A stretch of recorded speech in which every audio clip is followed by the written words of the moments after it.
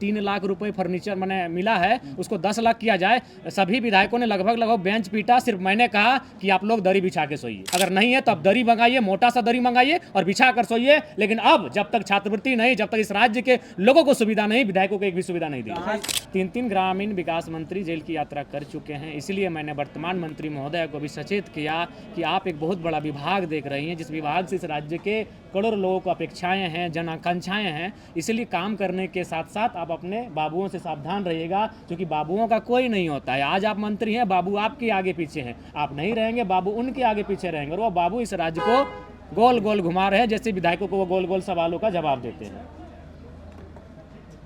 कल जो है आप बोले थे कि मेरा आवास बेच के जो है छात्रों को छात्रवृत्ति दी जाए, सत्ता पक्ष के विधायक के बोले 3 लाख कम पड़ रहा है आवास। नहीं, हमने उसमें भी पता नहीं रिकॉर्ड, सिराज जी रिकॉर्ड में वॉइस नहीं आया। सही बात है, जब उन्होंने इस बात को कहा कि 3 लाख रुपए फर्नीचर मैंने मिला है उसको 10 लाख किया जाए, सभी विधायकोों ने लगभग बेंच पीटा, सिर्फ मैंने कहा कि आप लोग दरी बिछा के सोइए। चूंकि आवाज वॉइस रिकॉर्ड नहीं हुआ, चूंकि हम लोग का कैमरा उस समय ऑफ रहता है, जो बोलते हैं मैं अकेला विधायक था सदन में जिसने कहा कि नहीं, अगर नहीं ये 3 लाख में कुछ हो रहा है तब दरी बिछाइए। एक मोटा सा आता है फॉर्म जिसको बोलते हैं, वो रुए का होता है, उसमें आप सोइए, लेकिन एक भी रुपया विधायकों को सुविधा के लिए नहीं दिया जाएगा। एकमात्र जयराम महतो ने इस आवाज को उठाया सदन के अंदर, बाकी सभी विधायक मेज पीट रहे थे। जब सुरेश पासवान जी ने इस बात का प्रस्ताव सदन में लाया कि 3 लाख रुपए में फर्नीचर, बेड इत्यादि नहीं हो रहा है, सोफा इत्यादि, उसे 10 लाख किया जाए, सभी मेज पीट रहे थे। सभी विधायक, बीजेपी के, कांग्रेस के, जेएमएम के, आरजेडी के तमाम विधायक मेज पीट रहे थे। अकेला जयराम महतो ने कहा अगर नहीं है तो अब दरी मंगाइए, मोटा सा दरी मंगाइए और बिछा कर सोइए। लेकिन अब जब तक छात्रवृत्ति नहीं, जब तक इस राज्य के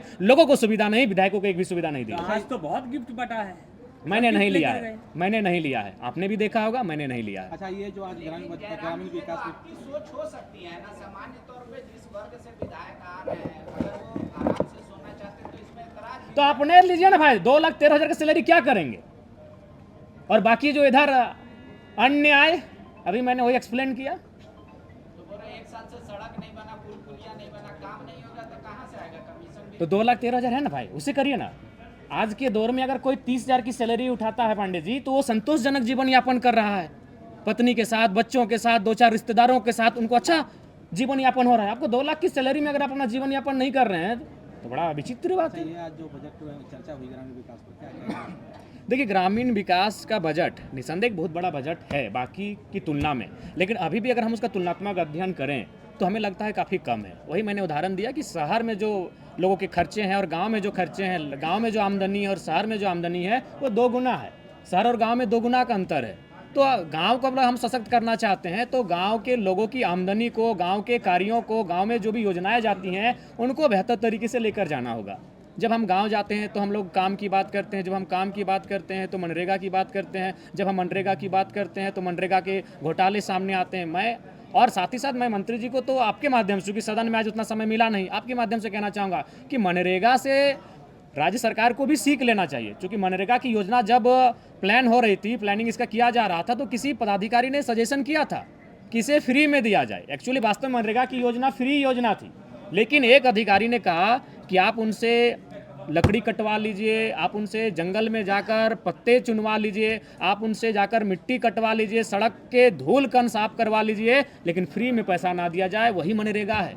मनरेगा में करप्शन होने के बाद भी आज अर्थव्यवस्था की एक रीढ़ बना हुआ है मनरेगा। तो उससे राज्य सरकार को भी सोचना चाहिए जो वो मैया सम्मान लेकर आए, और सभी राज्यों को जो अपने वोट बैंक के चक्कर में फ्री लेकर आ रहे हैं। मनरेगा उसका सबसे बड़ा उदाहरण है। मनरेगा भी इसी प्रकार की स्कीम थी, फ्री में देने वाली स्कीम थी, लेकिन उस कमेटी में जो पदाधिकारी बैठे थे उनमें से कुछ ने सजेस्ट किया कि आप उनसे जंगल में लकड़ी कटवा लीजिए, उनसे मिट्टी कटवा लीजिए, जो सड़क है उन सड़क में जो धूल और कंकड़ पड़ रहे हैं उनसे उनको चुनवा लीजिए, लेकिन शर्म करवाइए और पैसा दीजिए। वही मनरेगा है। समुदाय के लोग जो है, कुर्मी समाज के लोग एक बार फिर से जो है प्रधानतारा मैदान में जो है महाजुटान करने वाले हैं, क्या लगता है उनकी मांगों को लेकर आप?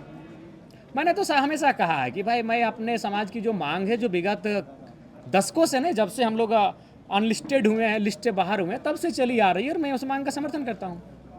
जयराम जी, नगर निकाय चुनाव का आज परिणाम आ रहा है, आपकी पार्टी के समर्थित उम्मीदवार कैसा प्रदर्शन कर रहे हैं अब तक? अभी तक 3 सूचना मिली है, एक बेरमो में, एक हजारीबाग में और एक बोकारो में। 3 जगह हम लोग पार्षद का चुनाव जीते हैं, और एक नई पार्टी के लिए जिसका शहर में कोई जनाधार नहीं था, ये हमारे लिए सोने पे सुहागा है।